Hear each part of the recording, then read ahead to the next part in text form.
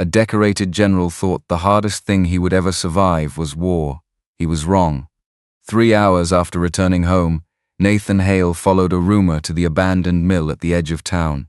Behind a collapsed storage shed, hidden from the road and the river, he found a woman sleeping beneath a patched tarp beside 2 plastic bins and a rusted lawn chair. For a second, he didn't recognize her. Then she lifted her face. It was his mother, the woman whose letters had always promised she was safe. The woman who had stopped answering his calls months ago, and the first thing she said was not "help me." It was, "You were never supposed to find me. Welcome to today's story." If you enjoy emotional drama and shocking twists, don't forget to like this video and subscribe for more unforgettable stories. And before we begin, let me know where you're watching from in the comments. 3 days earlier, Nathan believed he was finally coming home for good. The town looked smaller than he remembered. The hills were still there, the river still cut through the valley. But the old manufacturing town that had once lived and breathed around the mill seemed quieter now, as if something essential had been taken away. Nathan drove slowly down Main Street. Storefronts sat empty behind dusty windows. Several buildings carried bright banners advertising future redevelopment projects. Large signs showed glossy artist renderings of restaurants, apartments, and riverfront walkways that did not yet exist.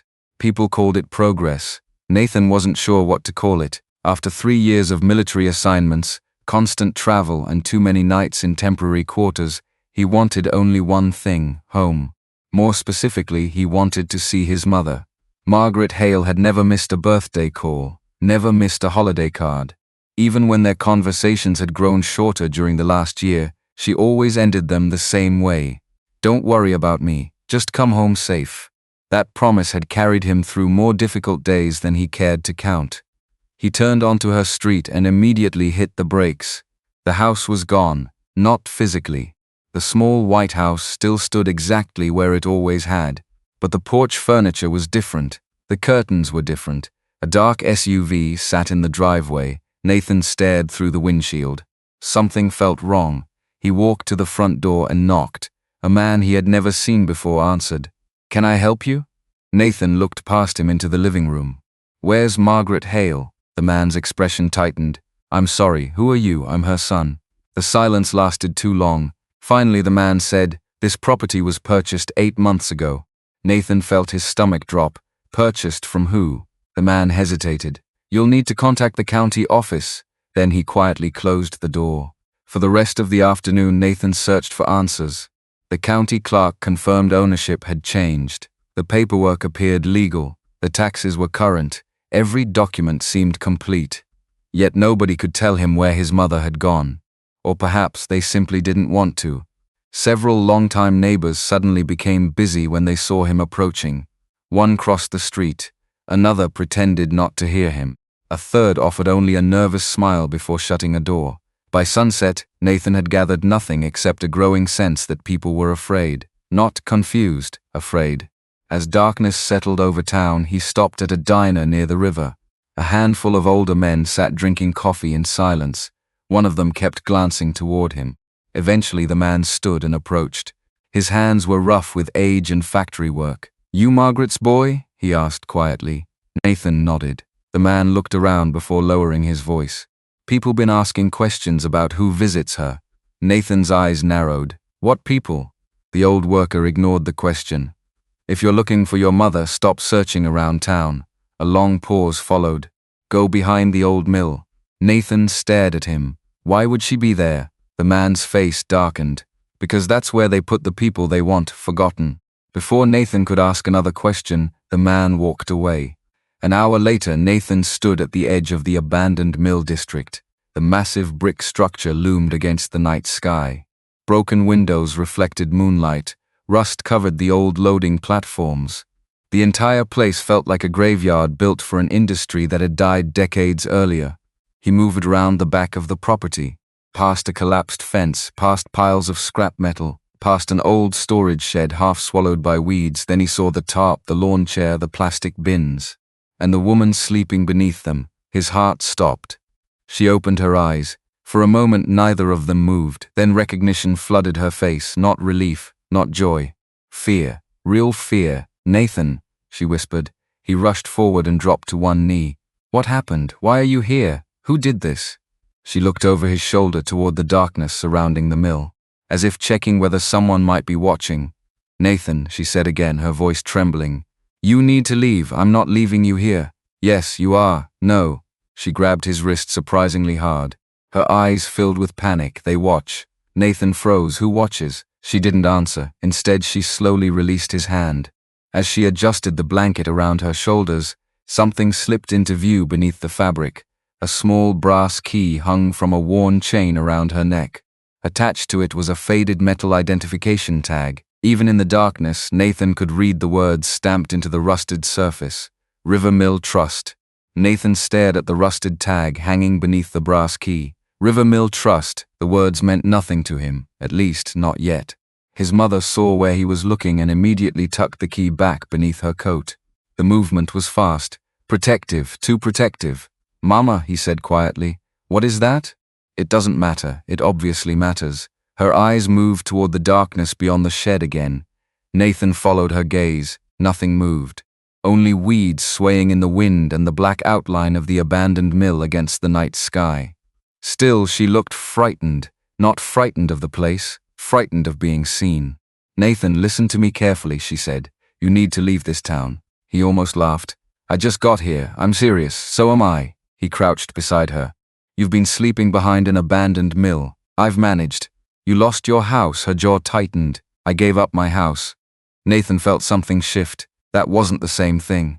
People who were forced out used certain words. People who believed they had no choice used different ones. "Gave it up to who?" She shook her head. "Why? No, Mama. No." The firmness in her voice surprised him. For a moment she sounded like the woman who had raised him. The woman who had survived every hardship life threw at her without asking anyone for pity. Nathan sat back and studied her. The coat was worn. Her hands looked thinner. The lines in her face seemed deeper. But the stubbornness was unchanged. Someone had taken her home. Someone had isolated her. Yet somehow she still believed she needed to protect them. That realization bothered him more than anything else. A cold wind swept through the riverbank. Nathan stood. "You're not sleeping here tonight." She looked away. "I have somewhere." "No." I said I have somewhere. And I said no. For several seconds neither moved, then to his surprise she sighed. Not in defeat, in exhaustion, the kind that comes from carrying too much for too long. "There is a motel on Route 7, Nathan said. "We'll get a room." "I don't have money for that." "I do. They'll know." Nathan frowned. "Who?" Again she refused to answer. Eventually she rose slowly from the lawn chair. The movement revealed how stiff her joints had become. Nathan grabbed one of the plastic bins. She immediately reached for it. "No. I'm carrying it. You don't know what's inside." "Then tell me." "No." "No." The answer came automatically, almost fearfully. Nathan let go for now. The motel sat 3 miles outside town. A faded roadside place with flickering signs and an aging manager who barely looked up from his television. Nathan paid for a room. His mother sat quietly beside the window while he unpacked coffee and sandwiches from a gas station. For several minutes neither spoke. The silence wasn't uncomfortable. It was fragile, like a bridge being rebuilt after years of damage. Finally, Nathan placed a sandwich in front of her. She stared at it, then at him, then back at the food.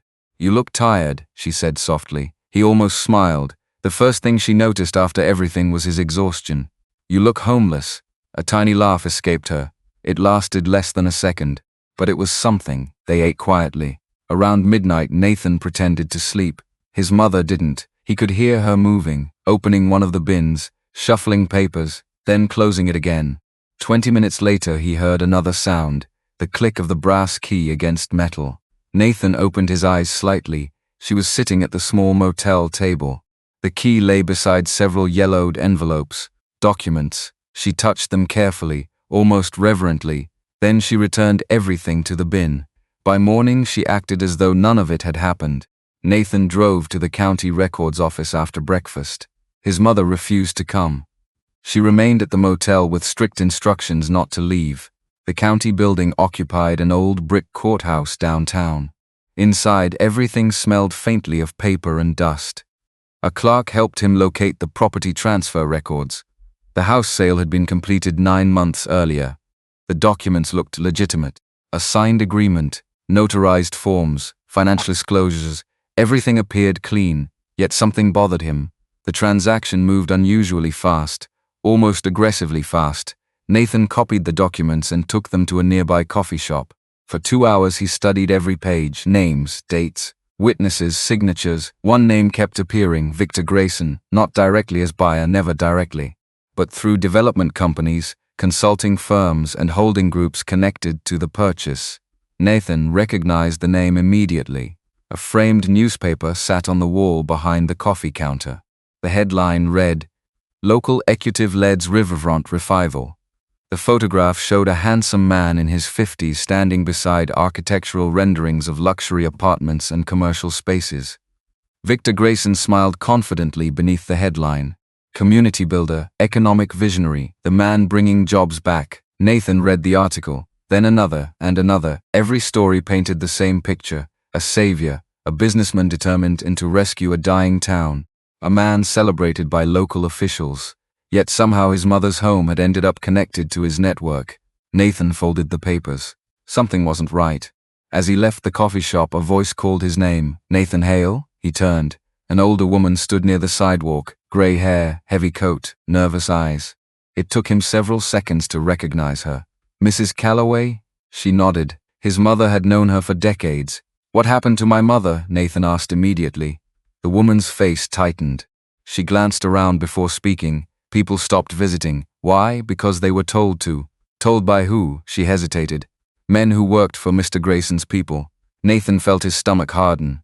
What did they say? They said Margaret was confused. The words landed like a punch. They told everyone she was signing papers, making strange decisions, becoming difficult. Nathan stared. That's ridiculous. I know. Then why believe it?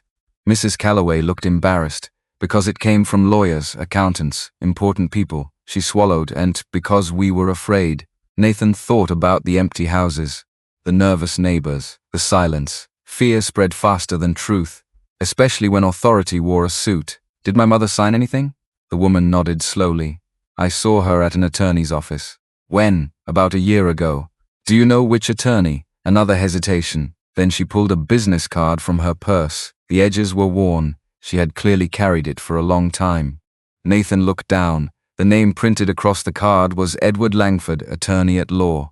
On the back, written in faded blue ink, were 4 words. Ask about trustee documents. Nathan looked up sharply, but Mrs. Calloway's expression had changed. Fear, real fear. I shouldn't have given you that. Why? She stepped backward. Because for the first time, Nathan noticed a black SUV parked across the street. Its engine was running. The driver was watching them. And the moment Nathan turned toward the vehicle, it slowly pulled away. Mrs. Calloway's face had gone pale. Nathan, she whispered, your mother wasn't removed because she was weak. He froze. What do you mean? She looked at the business card in his hand, then toward the departing SUV, then back at him. They needed something from her. What? The woman shook her head. I don't know exactly, but whatever it was, her voice cracked. It had something to do with the mill. She hurried away before he could stop her. Nathan stood alone on the sidewalk. The business card felt suddenly heavier in his hand. Edward Langford, trustee documents, River Mill Trust, and now one terrifying new question. What if somebody hadn't taken his mother's house because they wanted the property? What if they had taken it because they wanted something she still possessed? Nathan drove straight from Main Street to the motel. The business card remained on the passenger seat the entire way. Edward Langford. Ask about trustee documents. Every answer seemed to create 2 more questions. When he opened the motel room door, he immediately knew something was wrong. His mother was standing by the window, not sitting, not resting, waiting.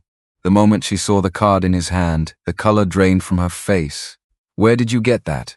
Nathan closed the door behind him. Mrs. Calloway. Margaret looked away. That reaction told him more than any explanation could. You know him? She didn't answer. Mama. Her shoulders sank. Nathan pulled out a chair and sat down across from her. The room felt smaller than before. The distance between them felt larger. Who is Edward Langford? A lawyer. I figured that out. She stared at the floor. He handled paperwork for many people around town. What paperwork? The silence stretched. Then finally, mill paperwork. Nathan leaned forward. The trust? Her eyes snapped toward him. For a second, genuine fear crossed her face. Who told you about that? No one. The answer wasn't entirely true. The key did. Margaret closed her eyes. The expression looked almost painful. When she opened them again, they were wet, not with tears, with exhaustion. I should have destroyed that key. No, yes, no. His voice came out sharper than he intended. She looked surprised. Nathan softened immediately. You carried that thing while sleeping behind an abandoned building. He paused. Something about it matters. Her fingers tightened around the edge of the table. It used to matter. Used to. The mill is dead. Then why are people still watching you? That question landed. Nathan saw it. The slight flinch, the hesitation, the calculation.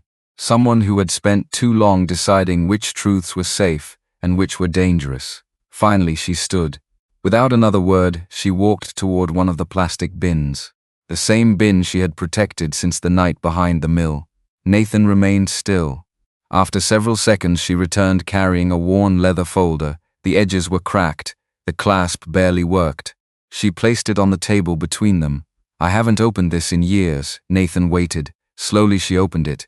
Inside sat old papers, meeting minutes, property surveys, maps, handwritten notes, documents yellowed by time. Nathan immediately noticed one thing. The mill's name appeared everywhere. River Mill Cooperative Trust, River Mill Workers Trust, Trustee Registry, Trustee Voting Agreement. The documents were decades old, yet carefully preserved. His mother touched the corner of one page. Your father kept these. Nathan looked up. The mention of his father always carried weight. His father had spent most of his adult life working at the mill before his death many years earlier. He was involved in this? Margaret nodded. A lot of workers were. Nathan pulled one document closer. A list of names, dozens of them. Former mill employees. Some were marked deceased, others transferred, some crossed out entirely. The paperwork resembled the records of a small organization. Not some forgotten local myth. This had been real, very real. What exactly was it? Margaret took a long breath. When the mill started struggling, workers pooled ownership rights connected to part of the property. Nathan frowned. What kind of rights? No one explained it to me properly. Try. She nodded slowly. The land beneath the mill. Nathan looked up. What about it? There were mineral rights. The words hung between them. Nathan blinked. Mineral rights. That changed everything. Suddenly the expensive redevelopment projects made more sense. The riverfront, the abandoned industrial land, the sudden investor interest. Maybe people weren't interested in the buildings at all. Maybe they were interested in what sat underneath them. When did you learn this? After your father died, and you became involved? I became responsible. Nathan stared. The answer felt bigger than she intended. Responsible how? Margaret immediately regretted saying it. He could see it. The same way soldiers recognized hesitation before an ambush. She had revealed more than planned. Responsible for what? He repeated. Before she could answer, a knock came at the motel door. 3 sharp knocks. Both of them froze. Nobody should have known they were there. Nathan rose immediately. Years of training returned without effort. He moved quietly, positioned himself beside the door, looked through the peephole. A man in a gray suit stood outside, middle-aged, professional, holding a leather briefcase. The man smiled when Nathan opened the door a few inches. General Hale. Nathan didn't answer. The stranger continued anyway. My name is Daniel Mercer. He reached into his pocket and produced a business card. I represent Mr. Victor Grayson. The room seemed to go colder. Nathan took the card without looking at it. What do you want? Mr. Grayson heard you had returned to town. Nathan almost laughed. Of course he had. Apparently news traveled fast. Too fast. We'd appreciate an opportunity to clear up several misunderstandings. There are misunderstandings? I believe so. The man's smile never changed. Behind Nathan, Margaret had gone completely silent. Daniel noticed her. His expression remained polite, but Nathan caught something underneath it. Recognition. The man knew exactly who she was, which meant this visit wasn't accidental. We're not interested, Nathan said. Daniel nodded. As you wish. He handed over an envelope. Mr. Grayson asked that I deliver this personally. Nathan didn't take it immediately. Eventually he accepted it. Daniel stepped backward, still smiling, still calm. Please understand, General. Mr. Grayson wants what's best for this town. Then he left. Nathan watched him walk away. A black SUV waited at the far end of the parking lot. The same type he'd seen downtown, the same type Mrs. Calloway had noticed. When he turned back toward the room, his mother looked terrified, not worried, terrified. Nathan closed the door and locked it. Then he opened the envelope. Inside sat a single letter, printed on expensive stationery. No threats, no demands, just one sentence. We should discuss the trustee matter before others force unnecessary complications. Nathan read it twice, then a third time. Trustee matter, not property matter, not house matter, trustee. Slowly he looked toward his mother. Her face had gone pale, because both of them now understood the same thing. Victor Grayson wasn't interested in a house. He wasn't interested in an elderly woman living behind a mill. He was interested in whatever legal authority she still possessed. Nathan picked up the trust registry from the table again. His eyes moved down the list of names, then suddenly stopped. One name had been circled years ago in fading blue ink. Margaret Hale. Beside it was a handwritten note. Final surviving trustee representative. Nathan looked up, his mother closed her eyes, and without saying a word, confirmed it was true. Nathan did not sleep that night. The trust registry remained open on the motel table long after midnight. Every time he looked at the circled name beside his mother's, the same question returned. Why had nobody told him? Margaret sat in silence for nearly an hour after her secret was exposed. The exhaustion in her face seemed deeper now. Not because Nathan knew the truth, but because she could no longer pretend he didn't. Finally, she broke the silence. They didn't come after me because I was poor. Nathan looked up. They came after me because I was in the way. The words settled heavily between them. She reached for one of the old documents and carefully unfolded it. Years had weakened the paper, but the signatures remained visible. This trust was created by workers. Most people forgot about it after the mill closed. Nathan studied the page. What exactly did it control? Not the buildings. The land? Margaret nodded, and what was underneath it? Nathan leaned back. The answer matched his growing suspicion. Mineral rights, development rights, access rights. Things worth far more than the crumbling structures standing above them. Then why weren't you involved all these years? A bitter smile crossed her face. I was involved. Nathan frowned. She pointed toward a faded series of signatures. Trustees had meetings for years after the mill shut down. Fewer people came every year. Then people started dying. The statement carried no drama, only reality. Aging workers, widows, retirees, entire lives disappearing one by one. And eventually, Nathan asked. Eventually there was almost nobody left. Nathan looked again at the registry. Most names had dates written beside them. Deceased, transferred, resigned. Only one remained active. Margaret Hale, the final surviving trustee representative. No wonder Victor Grayson wanted her gone. Nathan suddenly understood something else. The house, the isolation, the intercepted letters, the pressure campaigns, they weren't random acts. They were a strategy, a long one. Carefully executed. Someone had spent years removing obstacles, and his mother had been the last obstacle left. The realization made his stomach tighten. Why didn't you tell me? Margaret stared out the window, because she had no easy answer. After a long pause, she finally spoke. Because I thought they were right. Nathan blinked. What? They told me the town needed investment. Her voice remained quiet. They told me jobs would come back. Businesses would return. Families would stay. Nathan heard the shame hidden beneath the words. They convinced you. She nodded, a little at a time. The confession hurt more than anger would have.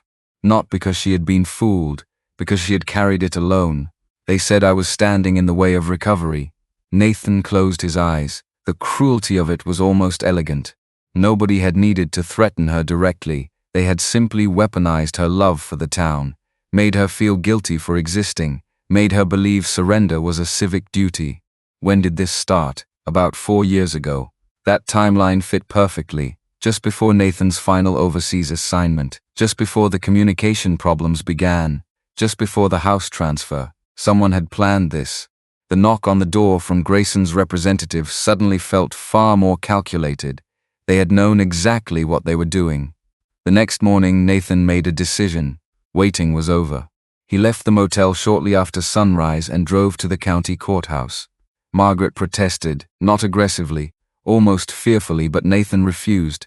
For the first time since returning home, he set a clear boundary. No more hiding. She looked at him for several seconds, then nodded. The courthouse records office occupied an aging brick building near downtown. Inside, Nathan requested property transfer records connected to his mother's house. The clerk directed him to public archives. Nothing illegal, nothing secret, just paperwork. Hours passed. Nathan reviewed deed transfers, tax filings, ownership records, trust filings. Most appeared routine. Then one date stopped him. The house transfer. The timing matched almost perfectly with the period when his mother's communication had become irregular. Nathan requested supporting documents. A few minutes later, another folder arrived. Inside sat the power of attorney authorization used during the transaction. Nathan immediately recognized his mother's signature, or what appeared to be her signature. He studied it carefully. Something felt wrong. Not fake, not obviously, just different. Margaret looked over his shoulder, her expression tightened. "I don't remember signing that." Nathan looked at her. "Are you sure I signed papers, these papers?" She hesitated. "I don't know." That uncertainty mattered. A manipulated signature wasn't always a forged signature. Sometimes it was obtained through confusion, pressure, misrepresentation. Exactly the kind of thing Victor Grayson's people might exploit. Nathan continued reading, then suddenly froze. The witness section caught his attention. 2 witnesses, one name unfamiliar. The second name nearly made him stand up. He checked the date again. Then the witness name, then the date, again and again. The math didn't work, not even close. Nathan carried the file to the records clerk. The woman reviewed the document, then checked another database. A minute later, she looked confused. "You sure this is the document? Why?" She turned the screen slightly toward him. "The witness listed here died almost a year before this signature date." Nathan stared. The room seemed to narrow. For a moment, neither he nor Margaret spoke. The clerk frowned. Could be a filing error. Maybe. But Nathan no longer believed in coincidences. Not after everything he had seen. Not after finding his mother behind the mill. The clerk printed the death record reference and handed it over. Nathan thanked her and walked out carrying both documents. Outside, the afternoon sun felt strangely harsh. Margaret looked shaken. "What does this mean?" Nathan answered honestly. "It means somebody needs to explain a lot of things." For the first time since he returned home, hope mixed with anger. Hope because evidence existed. Anger because evidence meant someone had done this intentionally. As they reached the parking lot, Nathan's phone rang. Unknown number. He almost ignored it. Almost. Instead, he answered. A woman's voice came through. Calm, professional. "General Hale? Who's this?" "My name is Claire Mercer." Nathan stopped walking. "I've been looking into Victor Grayson for almost a year." Silence. Then she added something that made every nerve in his body go alert. "And if you're holding the power of attorney file right now, you need to know that's not the only document that doesn't match the public record." The line went quiet. For a moment, Nathan said nothing, because suddenly the fraudulent witness wasn't the biggest problem anymore. It might only be the first one. Nathan ended the call only after arranging to meet Claire Mercer that evening. She refused to discuss details over the phone. "Too many people listen in this town," she said before hanging up. The remark should have sounded paranoid. Instead, after everything Nathan had learned, it sounded reasonable. He spent the afternoon reviewing every copy of the documents he had gathered. Margaret sat across from him at the motel table, quietly organizing folders. It was the first time he had seen her engage with the evidence instead of shrinking away from it. The change was small, but it mattered. She was no longer trying to protect the lie. She was beginning to face it. Near sunset, Nathan drove to an old diner on the edge of town.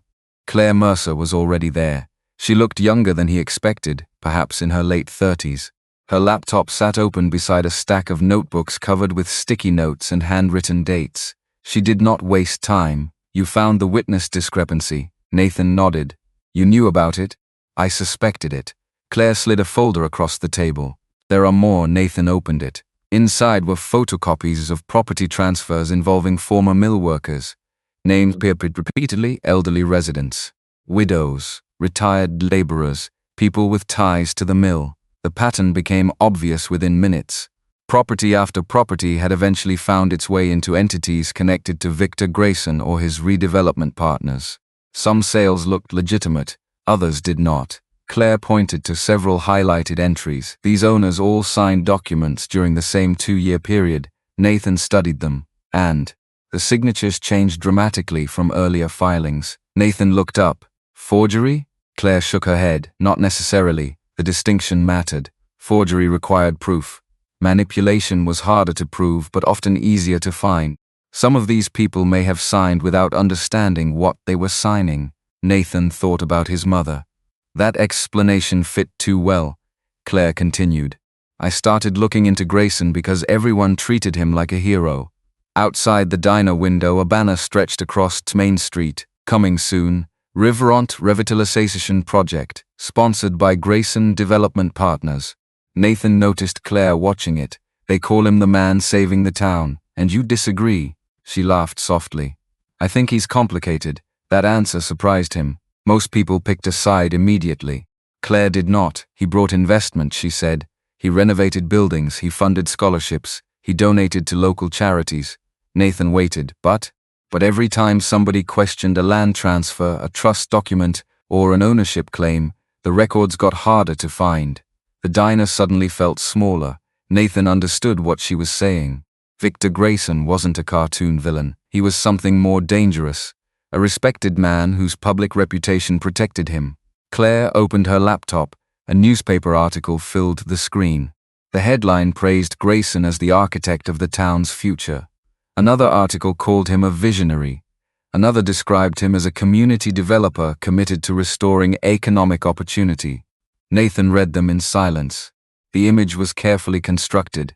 Investors loved him. Local politicians praised him. Business groups endorsed him. People wanted him to succeed, which meant many people also wanted inconvenient questions to disappear. Claire closed the laptop. That's why nobody listened when residents complained. Nathan thought of the people whose homes had quietly vanished from the records. The ones who no longer had enough influence to be heard. The ones who had been dismissed as confused or resistant to progress. A familiar anger began building inside him. Not explosive, focused, the kind that stayed cold. What do you need from me? He asked. Claire leaned back. I need access to your mother's documents. Nathan exchanged a glance with Margaret. His mother hesitated, not because she distrusted Claire, because those papers represented years of fear, years of silence. Eventually she nodded. Nathan handed over copies. Claire began reading immediately. Her eyes moved quickly across the pages, then she stopped. Wait, Nathan felt his pulse rise. What? She turned one page around. A map, an old survey drawing, nothing unusual at first glance. Then Claire pointed toward a handwritten notation in the corner. A reference number, tiny, easy to miss. Nathan frowned. What is it? I've seen this before. Where archive records? Claire stared at the notation. I didn't understand it at the time. She flipped through several pages. The same reference appeared again. Not on every document, only a few, the oldest ones. The ones connected directly to the worker trust. Claire suddenly looked excited. The kind of excitement investigators felt when scattered pieces finally started aligning. These aren't just trust records. Nathan waited. She pointed to the reference code. They correspond to amendment filings. Margaret's expression changed. What amendments? Claire looked at her. That's the problem. She opened another folder. I requested copies months ago. And? They weren't there. Silence settled over the booth. Nathan understood immediately. Missing documents, again, Claire continued. The archive index listed amendment filings, but the actual pages were gone. Nathan felt the pieces moving. Not enough to reveal the whole picture, enough to reveal intent. Someone had removed something. The question was what and why. Margaret slowly lowered her eyes. I remember amendments. Nathan looked toward her. The admission caught him off guard. You do? She nodded. There were meetings. Her voice was distant now. Not a flashback, just memory. People argued over wording. What wording? I don't remember exactly. She rubbed her forehead. There was something about approval. Nathan leaned forward. Approval for what? I don't know. Frustration crossed her face. For years she had tried not to remember. Now she was being asked to remember everything. Claire gently pushed the map toward her. Take your time. Margaret studied it. Minutes passed. Then suddenly she pointed toward a handwritten note near the bottom. I remember this. Nathan followed her finger. A sentence partly faded by age. Most of the ink was unreadable, except for several words. Trustee authorization required. Nathan and Claire exchanged a look. Neither spoke immediately. because both understood the implication. If trustee authorization was required, then somebody needed trustee approval before controlling redevelopment rights. And if Margaret was the final surviving trustee representative, the room went quiet. Claire slowly closed the folder. If the missing amendment says what I think it says, she stopped herself. Nathan knew why. Because assumptions were dangerous. Evidence mattered, verification mattered. They needed the actual document. Not theories, not hopes. The waitress dropped off the check. Nobody touched it. Nathan's phone vibrated. Unknown number. Again, he answered. No one spoke at first, only breathing. Then a man's voice came through. Calm, controlled, almost friendly. General Hale. Nathan immediately knew who it was. Victor Grayson.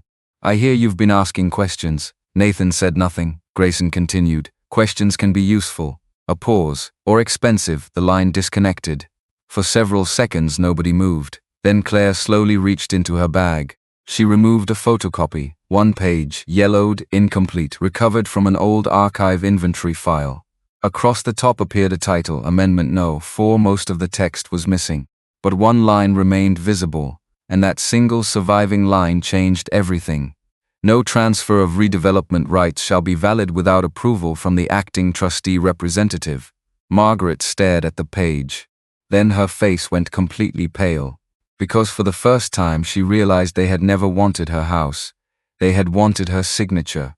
Margaret did not speak for most of the drive back. She sat in the passenger seat staring at the photocopied amendment fragment as though it belonged to someone else's life. Nathan understood why. For months, maybe years, she had blamed herself for losing everything. She had convinced herself she had failed the town, failed her husband's memory, and failed the people who once worked beside him. Now a different possibility stood in front of her. Maybe she had never been the problem. Maybe she had been the target. The realization was not comforting. It was terrifying, because victims often preferred guilt over betrayal.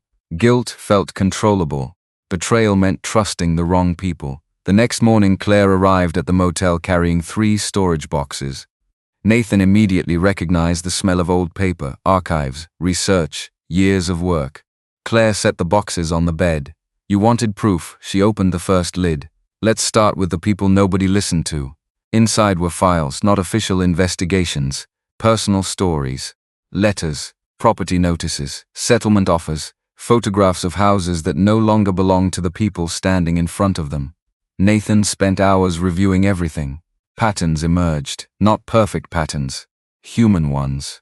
An elderly machinist who suddenly signed away development rights after years of refusing. Retired accountant who accepted a settlement and then disappeared from public meetings. A widow who claimed she never understood what documents she had signed. Each case looked isolated. Together they looked coordinated. Claire watched him connect the dots. That was the trick. Nathan glanced up. What was? Nobody stole everything from one person. She tapped the files. They took a little from 100 people. The sentence lingered. Because it sounded exactly like something Victor Grayson would understand. Not a dramatic crime, a distributed one. Small enough to avoid attention. Large enough to change ownership forever. By afternoon, Nathan and Claire visited a former mill accountant named Walter Pierce. Walter lived alone in a modest apartment overlooking the river. The man was nearly 80 and moved slowly, but his memory remained sharp. When Nathan mentioned Victor Grayson, Walter laughed. Not because he found it amusing, because he had expected this conversation for years. Took longer than I thought. Nathan leaned forward. What did? Someone finally asking the right questions. Walter disappeared into another room and returned carrying a weathered notebook. The cover had nearly fallen apart. Inside were handwritten entries, meeting dates, attendance lists, FundTrust references, names, hundreds of names. Nathan carefully turned the pages, then stopped. His father's name appeared again, Thomas Hale, repeatedly, not as a passive participant, as one of the organizers. Walter noticed Nathan staring. Your father fought hard for that trust. Nathan looked up. What exactly was he trying to protect? Walter smiled sadly. The future. Nathan waited. Walter pointed toward the river outside. When the mill started declining, workers knew outside investors would eventually come. Nathan followed, so they created safeguards. Walter nodded. Not to stop development. That distinction mattered. To stop exploitation. The old man leaned back. Your father believed the town deserved growth. A pause. He just believed the people who built it deserved a voice. Nathan looked down at the notebook again. Suddenly the conflict felt larger than his mother, larger than one stolen house. The trust wasn't designed to preserve old buildings. It was designed to preserve accountability. Walter turned another page. Several entries had been marked in red ink. Nathan frowned. What are those?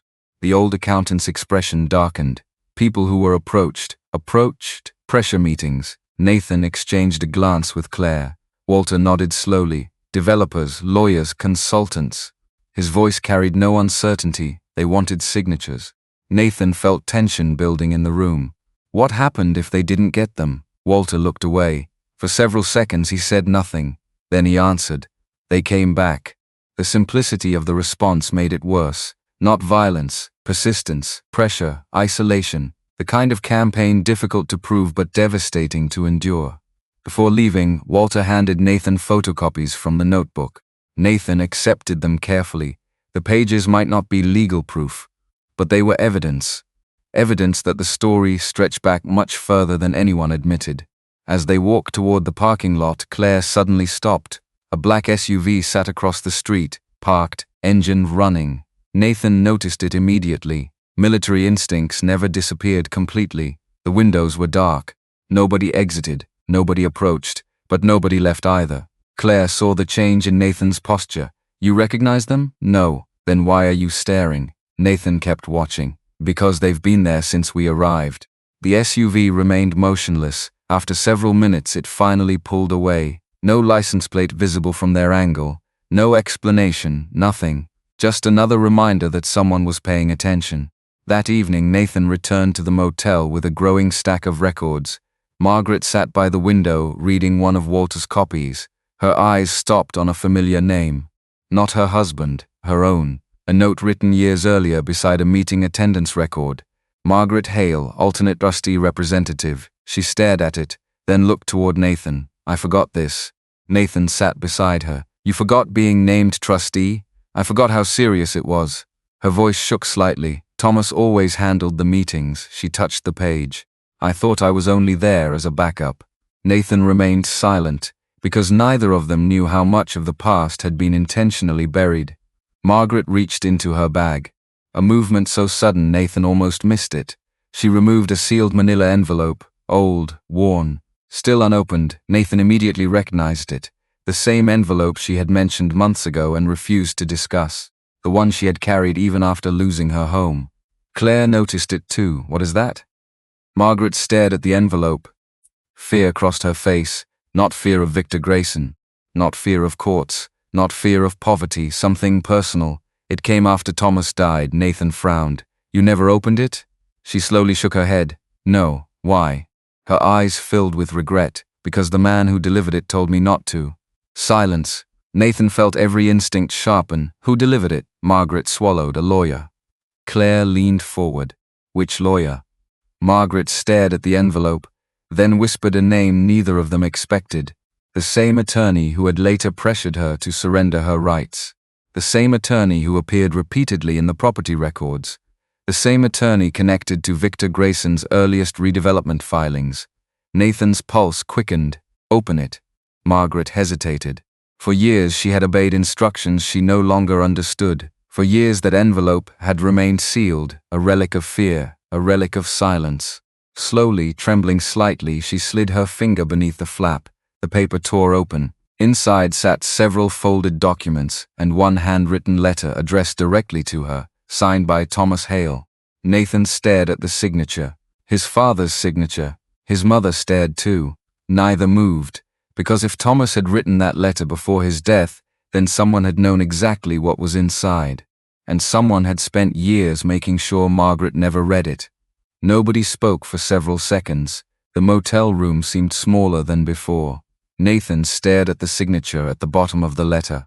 He had seen his father's handwriting on military commendations, holiday cards, and old tax records. This was unquestionably Thomas Hale's hand. Margaret sat frozen. For years that envelope had traveled with her from house to house, drawer to drawer, and finally into the shelter behind the mill. She had protected it without ever knowing what it contained. Claire finally broke the silence. "Read it." Margaret nodded slowly, unfolded the paper, and began reading aloud. The letter was short. Thomas wrote that if she was reading it, something had gone wrong. He reminded her never to surrender the trustee records connected to the Mill Workers' Trust. He warned that future investors might try to separate the trust from the people it was created to protect.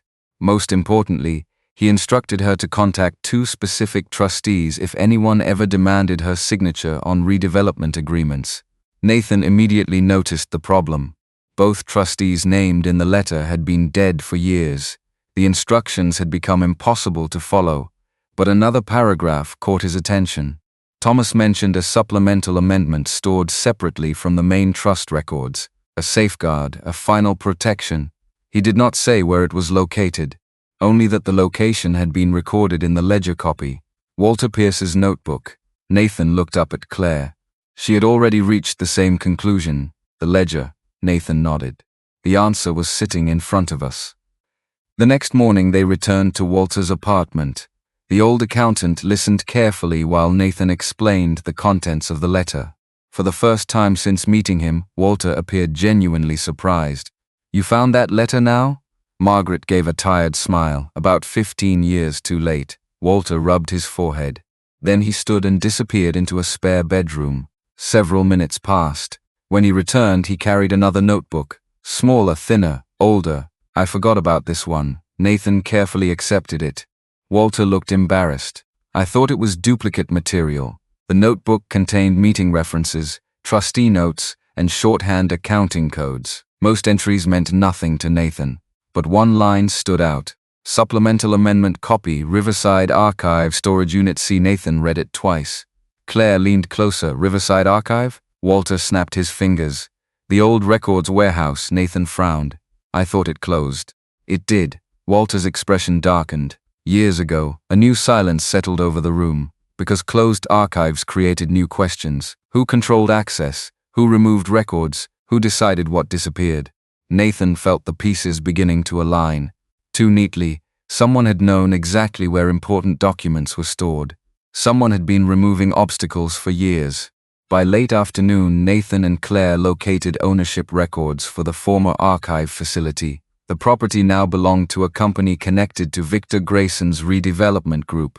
Nathan wasn't shocked anymore, only angry. Every road seemed to circle back to the same name: Victor Grayson, community builder, an economic visionary, local hero. The image appeared constantly in newspapers and interviews. The reality looked very different. Claire spent the next several hours making calls.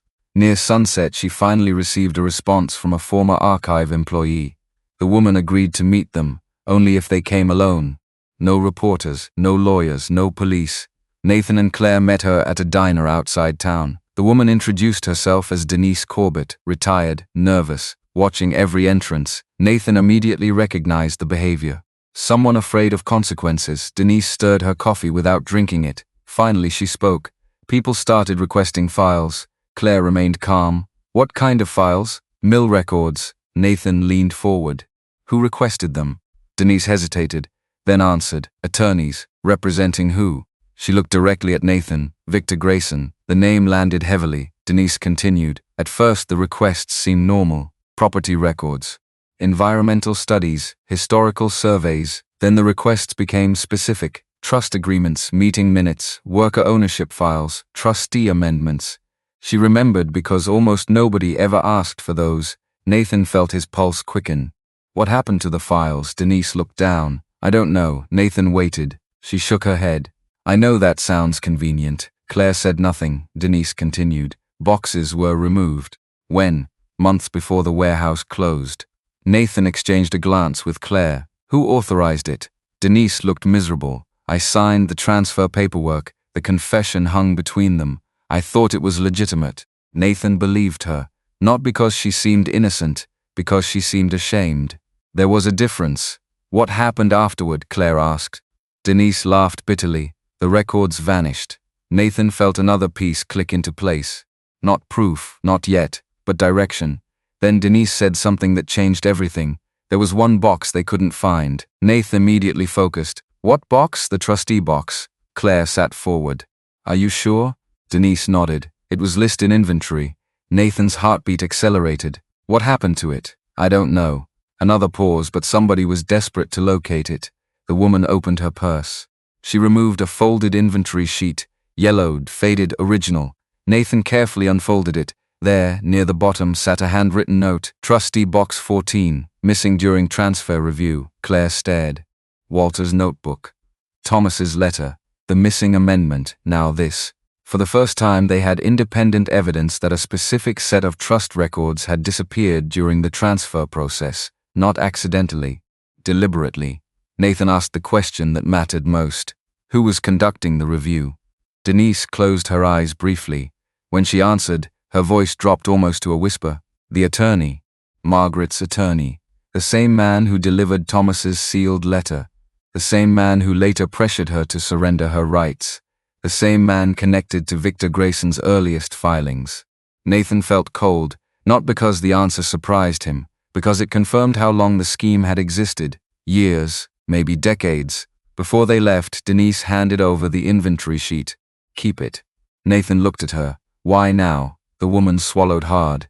Because your mother wasn't the only person who lost something. That night, Nathan scanned every page and stored digital copies in multiple locations. No more disappearing documents, no more trusting a single archive, no more depending on people who claimed to protect records. For the first time since returning home, he felt like they were moving faster than whoever had buried the truth. Then his phone rang. Unknown number. Nathan almost ignored it.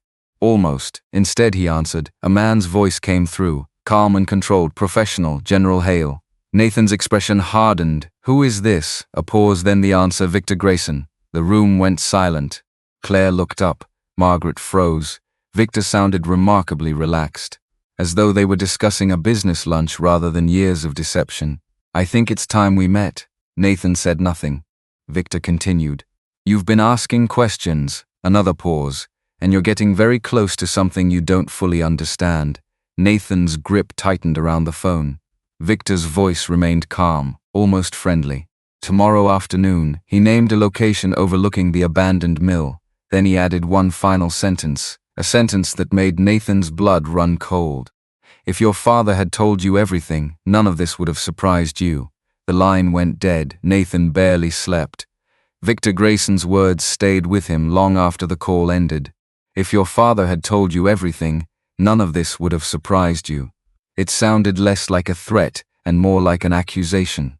By dawn, Nathan was sitting alone outside the motel with a cup of coffee he hadn't touched. The abandoned mill sat across the river in the distance, silent against the gray morning sky. His father had spent 30 years working there. His father had helped create the trust. His father had hidden documents. And now a man accused of manipulating elderly residents was claiming Thomas Hale had kept secrets from his own family. Nathan hated that part most, because it felt possible. At noon, he drove alone to the meeting place Victor had chosen, a restored overlook above the river, one of the few redevelopment projects already completed. Fresh pavement, new benches, a polished bronze plaque praising civic renewal. The contrast with the crumbling neighborhoods below was impossible to miss. Victor Grayson was already there. He looked exactly like every newspaper photograph Nathan had seen. Well-dressed, confident, controlled. Not the image of a desperate criminal, the image of a successful executive who genuinely believed he belonged in charge. Victor offered a handshake. Nathan ignored it. Victor didn't seem offended. Instead, he nodded as if he had expected the response. You came. You said my father knew something. Victor leaned against the railing overlooking the river. He knew more than most people. Nathan waited. Victor appeared almost thoughtful. For years, everyone has painted this as a simple story. Greedy developers, helpless residents. He glanced toward the mill. Real life is rarely that simple. Nathan remained silent. Victor continued. When the factories closed, this town died slowly. Businesses vanished, families left, property values collapsed. You think that excuses what happened to my mother? No, Victor met his eyes. I think it explains why people made difficult choices. Nathan felt irritation rising. There it was. The justification, the rationalization. the argument that some people had to suffer for a greater good. Victor seemed to recognize the reaction. You think I'm lying to myself? I think you decided other people's lives were negotiable. A brief smile crossed Victor's face. That's probably fair, the admission surprised Nathan. For the first time, Victor looked less like a public figure and more like a tired man carrying years of decisions. Then he reached into a leather portfolio. Nathan instantly became alert. Victor removed several photocopied documents, old papers, trust records, meeting minutes. Nathan recognized some of the names immediately, including Thomas Hale. Victor handed him a page. Read the highlighted section. Nathan did. The document came from a trustee meeting decades earlier. His father's name appeared beside several others. The highlighted paragraph discussed redevelopment possibilities if industrial operations ceased. Nothing shocking. Then Nathan noticed the date. The meeting had occurred years before anyone publicly discussed redevelopment. Long before the mill closed. Nathan frowned. Victor watched carefully. Your father wasn't anti-development. Nathan looked up. I never said he was. He believed the town would eventually need investment. Victor pointed to another section. Read, Nathan did. The language was clear. The trust was designed to protect workers while allowing future economic projects under certain conditions, not prevent development entirely. Nathan lowered the papers. What are you trying to prove? Victor's expression hardened slightly. That someone has been feeding you half the story. Nathan felt a flicker of uncertainty, only a flicker, because half-truths could still conceal fraud. Victor continued. The trust was never meant to stop progress, then why remove documents? Victor looked genuinely annoyed. I didn't. The answer came immediately, too immediately. Nathan noticed it. So did Victor. The executive sighed. I know how that sounds, because it's unbelievable. Victor nodded. Probably. The conversation shifted. Nathan began asking direct questions about Margaret, about the power of attorney, about the missing trustee records. Victor answered some, avoided others, but one detail stood out. Every time Nathan mentioned the missing amendment, Victor's confidence weakened only slightly, yet enough. The amendment mattered, more than Victor wanted to admit. After nearly an hour, Victor finally said something unexpected. Your mother was never supposed to lose her house. Nathan stared at him. What? Victor looked away toward the river. That wasn't the original plan. For the first time, genuine discomfort appeared on his face. Nathan sensed an opening. Whose plan was it? Victor remained silent. The pause lasted too long, then he answered. The attorney. Nathan's pulse quickened. The same attorney again. The same man appearing at every critical moment. Victor continued before Nathan could interrupt. He handled resident outreach. He handled document reviews. He handled trust questions. Victor shook his head, and eventually he handled things I should have stopped. Nathan studied him carefully. Was this truth, deflection, self-preservation? Perhaps all three. Before leaving, Victor offered one final warning. The attorney kept copies of everything. Nathan frowned. Copies of what? Victor looked directly at him. The records you're searching for. Then he walked away. Nathan returned to town with more questions than answers. But something had changed. For the first time, cracks were appearing inside Victor's version of events. That evening, Claire reviewed notes from the meeting. Neither of them trusted Victor, but neither could ignore the new information. The attorney was no longer just an accomplice.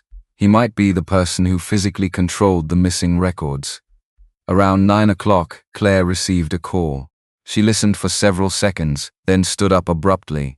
What is it? Nathan asked. Claire covered the phone. It's Denise, the former archive employee. Nathan immediately sensed trouble. Claire listened again, her face drained of color. When the call ended, silence filled the room. What happened? Claire looked directly at him. Someone broke into Denise's house. Nathan's stomach tightened. Was she hurt? No. A pause. She wasn't home. Relief lasted only a moment. Claire continued. They didn't take electronics. They didn't take jewelry. They went straight to her filing cabinets. Nathan understood instantly. Someone was searching for records. Someone knew Denise had talked. The stakes had just escalated. Within an hour, Nathan, Claire, and Denise met at the local police station.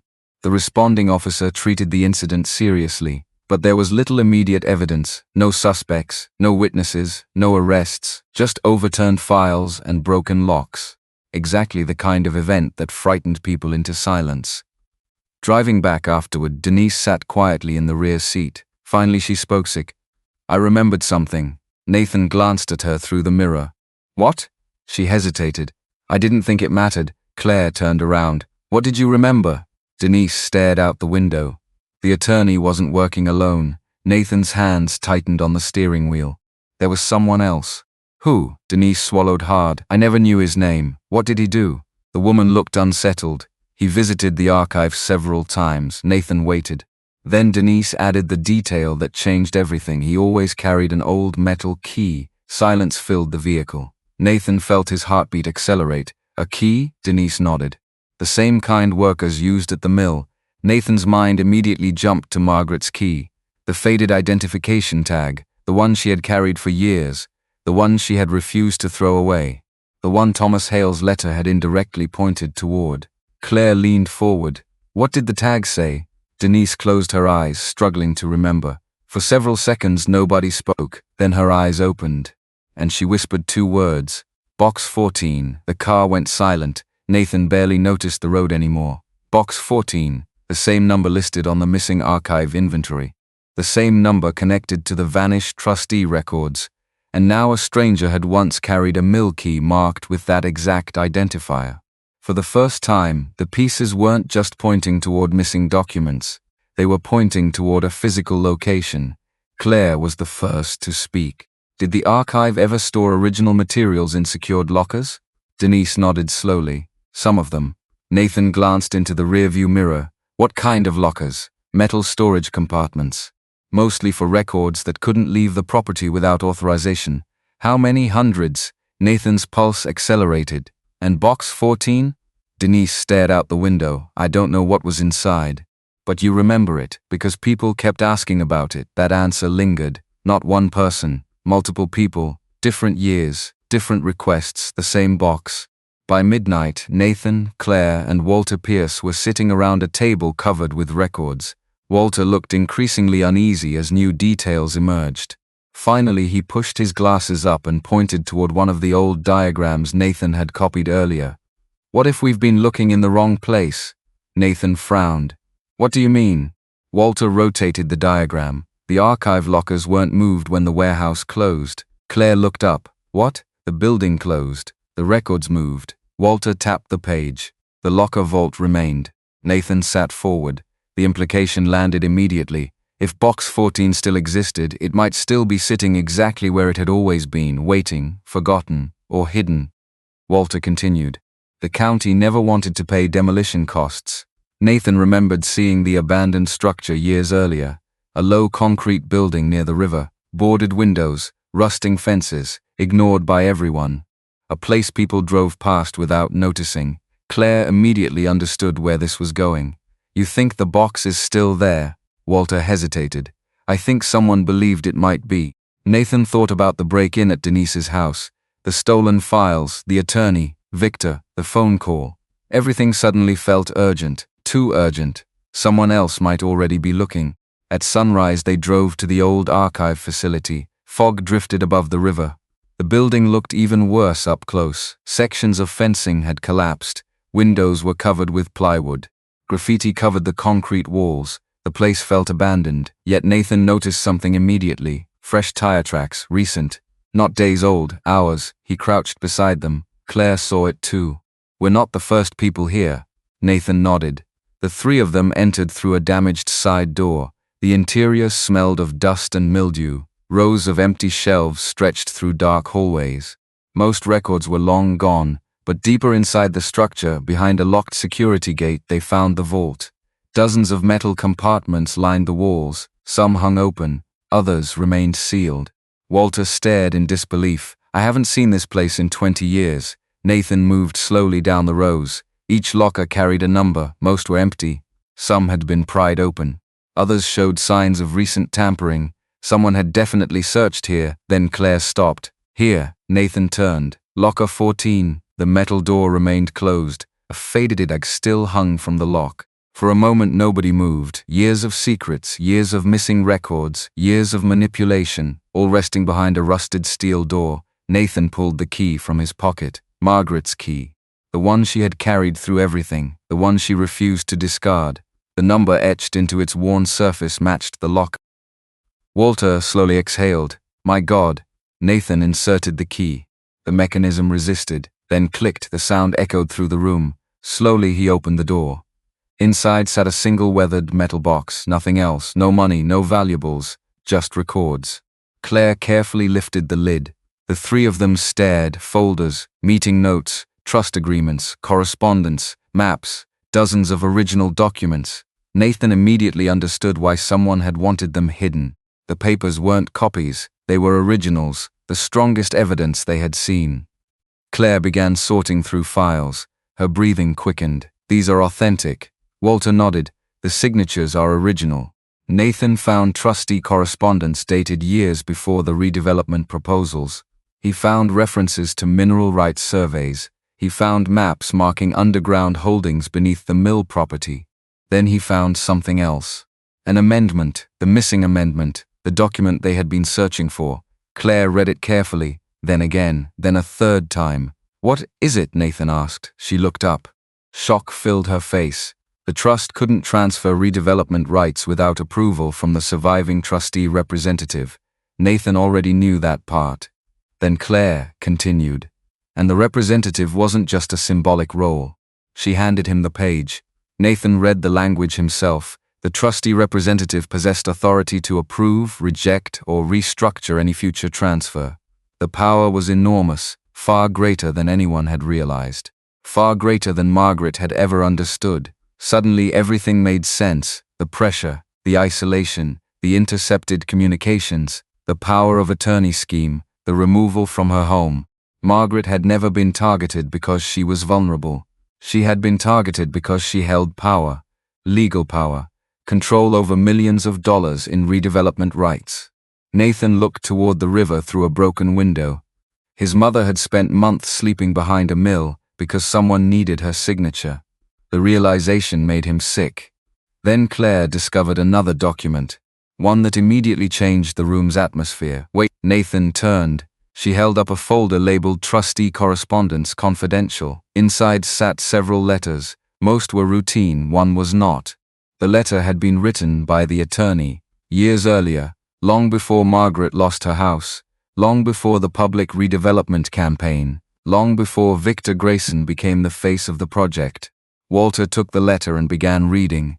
His expression darkened. What? Walter slowly lowered the page. The attorney knew about the amendment. Nathan felt a cold wave move through him. How long? Walter continued reading, then looked up. Since the beginning. Silence. Claire took the letter. Her eyes widened. The attorney wasn't investigating the trust. He wasn't discovering obstacles. He had known exactly what prevented redevelopment control from being transferred. He knew about Margaret. He knew about the trustee authority. He knew about Box 14. And according to the letter, he intended to resolve the trustee problem. Nathan's jaw tightened. The words felt calculated, deliberate, chilling, but then Claire flipped to the final page and froze. Nathan immediately noticed. What is it? She didn't answer. Instead, she handed him the document. Nathan read the final paragraph once, then twice. His heartbeat slowed. Because beneath the attorney's signature sat a second signature. Not Victor Grayson's, not any trustees, not a county official's. The signature belonged to someone Nathan thought he understood. Someone who had spent weeks helping them. Someone standing only a few feet away. Walter Pierce.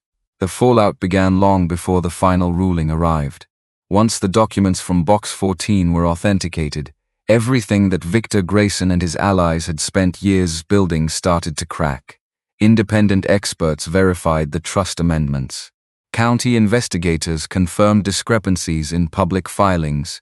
Witness testimony matched archived records. Financial reviews revealed payments and consulting arrangements that should never have existed. The hearing board suspended the disputed redevelopment authority. Then the courts stepped in. Over the following months, judges upheld the trust challenge and invalidated the transfers tied to the concealed documents. The power of attorney records used against Margaret Hale were examined in detail. Several signatures could not be verified. Key procedures had been ignored. What had once looked legitimate on paper no longer survived scrutiny. Victor Grayson fought every step. He gave interviews. He blamed bureaucracy. He claimed the town's future was being sacrificed. But the evidence was stronger than his reputation. His company's board removed him from leadership. Investors withdrew support. Civil fraud claims moved forward. Improperly acquired interests were surrendered through court-supervised proceedings. Financial penalties followed. A criminal referral remained active as investigators continued reviewing the record trail connected to the Manangsing. For years, Victor had controlled the conversation. Now he could no longer control the facts. Walter Pierce faced consequences of his own. His cooperation during the investigation helped establish how the documents had been hidden and who had known about them. He never escaped responsibility, but neither was he treated as the mastermind. He admitted he had convinced himself he was protecting the town. In reality, he had helped silence the very people the town was supposed to serve. Nathan never forgave him completely, but he stopped carrying anger every day. That was enough. The biggest change happened along the river. Instead of falling under private control, the redevelopment project was reorganized under a community cooperative. Former residents, trustees, local organizations, and public representatives all received oversight roles. The process moved slower than Victor's original plan, but it moved honestly. For the first time, people attended meetings without feeling that decisions had already been made behind closed doors. Margaret attended every session. The same woman who had once hidden behind a collapsed shed now sat at the front table. People listened when she spoke. They asked her questions. They thanked her. At first, the attention embarrassed her. Then gradually she accepted it. Not because she wanted recognition, because she finally understood that remaining silent had never protected anyone. It had only protected those who benefited from the silence. Several months later, Nathan stood beside her as movers carried the last boxes into a restored apartment overlooking the river. The building had once been part of the old mill district. Now sunlight filled its hallways. Fresh paint-covered walls that had been abandoned for decades. Margaret walked slowly from room to room. She touched the kitchen counter, opened a window, looked out across the water. For a long moment she said nothing. Nathan knew that look. His mother had spent months with no real home. Years believing she was becoming a burden. Now she finally had a place that belonged to her again. Not because someone gave it to her, because her rights had been restored. Because the truth had survived. Claire arrived later that afternoon carrying a small potted plant. She placed it beside the window facing the river. Margaret laughed, a real laugh. Nathan realized he had not heard that sound in a very long time. The three of them spent the evening talking about ordinary things, not hearings, not filings, not investigations, just life. It felt strange and wonderful. As summer turned toward fall, former mill workers began reconnecting with one another through the cooperative. People who had spent years isolated returned to community events. Neighbors who had once believed false stories about Margaret apologized. Some relationships healed, others didn't, but the truth was no longer hidden. That mattered. One evening, shortly before sunset, Nathan and Margaret sat together beside the river. The water reflected orange and gold across the surface. For a while, neither spoke. Then Nathan finally asked the question he had carried for months. "Why didn't you call me?" Margaret looked toward the current. "I wanted to." Her voice was quiet. "There were dozens of times I wanted to." Nathan waited. She folded her hands together. "Your whole life I told you to serve something larger than yourself. Your country, your responsibilities. Other people." She swallowed. "When things started falling apart, I kept telling myself I could handle it. Then it became harder, then embarrassing, then impossible." Nathan felt the weight behind every word. "I didn't want to become another burden." The confession hurt more than any legal battle, more than any fraud, more than any betrayal, because he understood she had truly believed it. After everything she had endured, she still thought asking for help would somehow diminish him. Nathan reached over and gently took her hand. "You were never separate from what I was serving." Margaret closed her eyes. For a moment neither spoke. The pain wasn't gone, the lost years couldn't be recovered. Trust healed slowly, but healing had begun, and that was real. Later that evening, residents gathered inside the restored riverfront building for the opening of a new community room. The same building stood on land connected to the trust that had nearly been stolen. The same land Margaret had unknowingly protected. People waited near the entrance. Nathan stood among them. Claire stood beside him. The room fell quiet as Margaret stepped forward.